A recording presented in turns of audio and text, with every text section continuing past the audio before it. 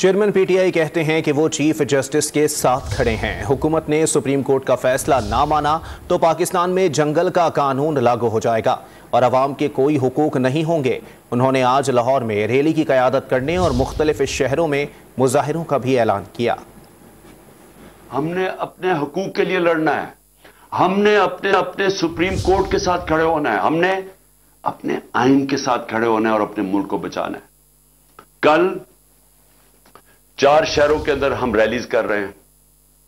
لاہور میں خود نکل رہا ہوں، کل ریلی کروں گا انشاءاللہ۔ اسلام آباد میں، پنڈی میں اور پشاور میں۔